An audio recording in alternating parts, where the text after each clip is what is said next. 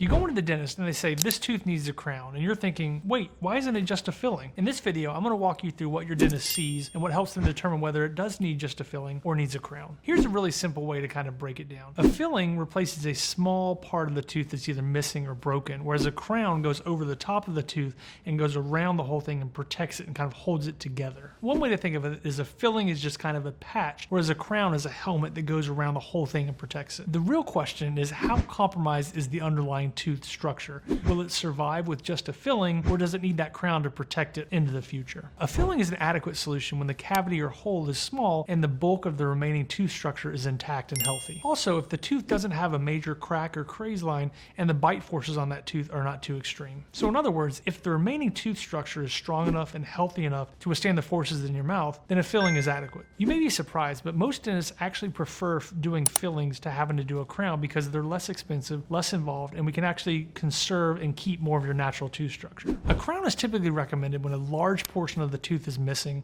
or a large part of the tooth is broken down. If there's a crack in the tooth, a crown is going to be needed to kind of hold the whole tooth together. And pretty much speaking, any back tooth that has had a root canal is going to need a crown. And the reason for that is when you do the root canal, you remove the nerve from the inside of the tooth, so the tooth is less hydrated, has less protection, and is more prone to breaking down because it's more brittle. So a crown at that point is going to hold the whole tooth together and protect it. One thing that most people don't actually understand is the amount of force that you can generate and how much bite pressure teeth are under on a daily basis. Your back teeth are actually under hundreds of pounds of pressure of biting force. And if you're missing part of that tooth, sometimes a filling can cause almost a wedging factor and cause that tooth to fracture and break in half. When you have a crown, it actually wraps around that tooth and is able to redistribute those forces down the long axis of the tooth to give it strength, as opposed to off-angle forces that can cause those fractures. Many dentists evaluate the necessity of a crown versus a filling based on how much healthy tooth structure is remaining. As a general rule of thumb, if there's less than 50% of natural tooth remaining, a crown is going to be a better option for protection of that tooth long term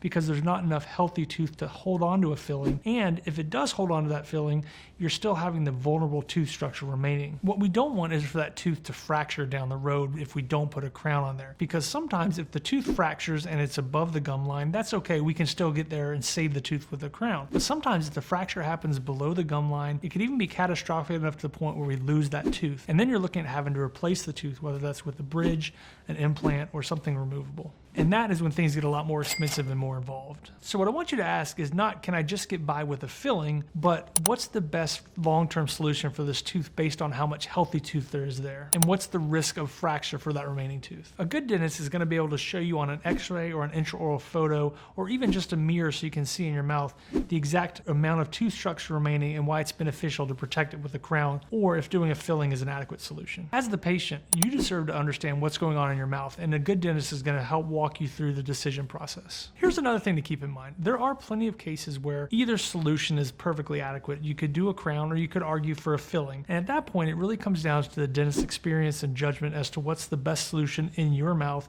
and for the future of that tooth. The things that I take into consideration are your bite forces, the age of the tooth, any existing fillings, any existing cracks, and kind of how I feel the longevity of that tooth looks to be. Dentistry isn't always black and white, and a lot of times it is about looking at the longevity of that tooth and risk management. The bigger picture is crowns are not just dentists trying to upsell you from a filling. It really is taking into consideration, if we do the crown now, we can protect that tooth and keep it for a lot longer than if we just do a filling and the tooth breaks and we might end up losing that tooth. The goal needs to be not what's the cheapest option, but what's the best thing for that tooth and preserving that tooth long term. Sometimes the more conservative, cheaper choice today ends up becoming the longer, more expensive choice in the long run. So how do you know if you need a crown or a filling on a specific tooth? It really comes down to one thing. Is the tooth structurally strong enough to support just a filling, or does it need outside protection to hold it together? So if this helped clarify things between a filling or a crown, hit like, follow our YouTube channel, or drop us a comment in the links below. I'm Dr. Brett Langston. I'm a prosthodontist and owner of Dental Implant and Aesthetic Specialist here in Brookhaven, Georgia. I'm here to help you